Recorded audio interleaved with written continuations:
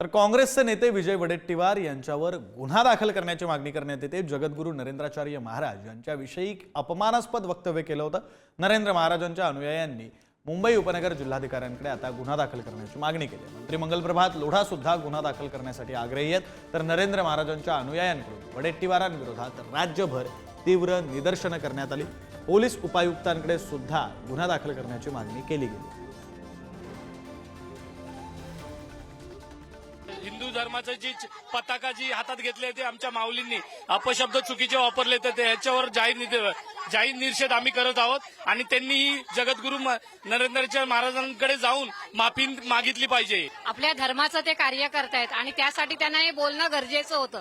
मग त्याच्यामध्ये त्यांनी वेगळं काय केलं की यांनी हा उच्चार करावा की जगद्गुरूंना त्यांनी अरेतुरेच्या भाषेमध्ये ते बोललेत, हे खूप चुकीचे बोललेत। आमची भूमिका हीच आहे की विजय वडेट्टीवार या नालायक व्यक्तीनं जे जगद्गुरू श्रींबद्दल एकेरी उल्लेख आपल्या चॅनलवर केलेला आहे तो त्यांनी जाहीर माफी मागावी, त्यांनी त्याचे शब्द मागे घेतले पाहिजे।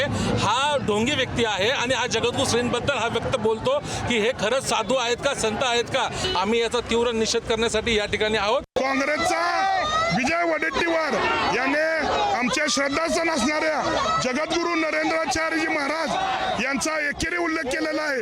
या वडेट्टीवारांचा निषेध करण्यासाठी आम्ही या ठिकाणी बहुसंख्येनं जमलेलो आहेत। त्यांना माझी विनंती आहे की त्यांनी आज कुठल्याही परिस्थितीत माफी मागावी, अन्यथा होणाऱ्या इथून पुढच्या परिणामाला त्यांनी तयार राहावं। वडेट्टीवार यांनी जे बेताल वक्तव्य केलेलं आहे त्यांनी जाहीर या ठिकाणी जगद्गुरू नरेंद्राचार्यजी महाराज यांची माफी मागावी। नसता ही ठिणगी आहे आणि ही ठिणगीची आग कधी होईल, याचा भडका कधी होईल आणि याच्यात तुमचं काय होईल हे सांगता येणार नाही। तर विजय वडेट्टीवार नेमकं काय म्हणाले होते आपण त्यांचं म्हणणं सुद्धा ऐकूया।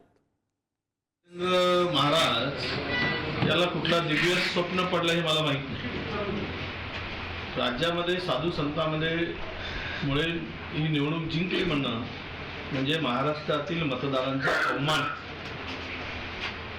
कारण त्याला धार्मिक स्वरूप देऊन ध्रुवीकरण करणारे जर साधू आणि संत असतील तर साधू आणि ते संत नाहीये। संतांची शिकवण समाजाला, सर्व समाजाला एकरूप घेऊन समाजाची उन्नती, प्रगती आणि समाज घडवणं हा उद्देश असतो। आम्ही पण इथे सबर्बन कलेक्टर ऑफिसमध्ये येऊन कंप्लेंट दिली। आता मैं पुलिसमध्ये जाऊन FIR पण देणार आहे। मी त्याने भेटणार आहे, त्याने बोलणार आहे, त्याने सांगणार आहे की तुम्ही माफी मागा। 7 दिवसाच्या आत त्याने माफी मागितली नाही तर त्यानंतर काय होईल त्याने कल्पना नाही। त्यांच्याबद्दल असा शब्द कोणी माफ करणार नाही, त्याने लगेच माफी मागितली पाहिजे। रामदास आठवलेंनी महायुती सरकारला घरचा आहेर दिलाय। महायुतीच्या काळामध्ये मागासवर्गीयांवरील अत्याचारात वाढ झाली आहे असं रामदास आठवले म्हणाले। केंद्रीय राज्यमंत्री रामदास आठवले यांनी हे वक्तव्य केले। महायुती सरकारमध्ये मागासवर्गीय असुरक्षित आहेत असं सुद्धा आठवले म्हणाले। भोरमधील हत्या प्रकरणावर बोलताना आठवलेंनी चिंता व्यक्त केली। आंतरजातीय आंतरधर्मीय विवाहावर बंधन असू नये असं सुद्धा ते यावेळी म्हणाले। केंद्रीय राज्यमंत्री रामदास आठवले यांनी ही मागणी केली। मुस्लिम समाजाला कठोर विरोध करण्याच्या भूमिकेशी सहमत नाही असंही आठवले म्हणाले आणि या सगळ्या वक्तव्यांमधून त्यांनी महायुतीला घरचा आहेर दिला। मला वाटतं की याच्यामध्ये कुणाला वाटते म्हणजे सरकार आपलं असूनही या सरकारला आपण एवढं भरभरून मतदान केलं, हे सरकार असतानाही जर दलितांची अशी अवस्था होत असेल तर ते योग्य नाही आहे। मला वाटतं की याच्यामध्ये कुणालाही पाठीशी घालता कामा नये। माननीय देवेंद्र फडणवीस यांना एक आमचं शिष्टमंडळ लोक भेटणार आहे आणि दलितांना न्याय मिळणार आहे की नाही। ज्या सरकारमध्ये आम्ही आहोत त्या सरकारमध्ये आमच्यावर अन्याय होत असेल तर ही गोष्ट बरोबर नाही आहे।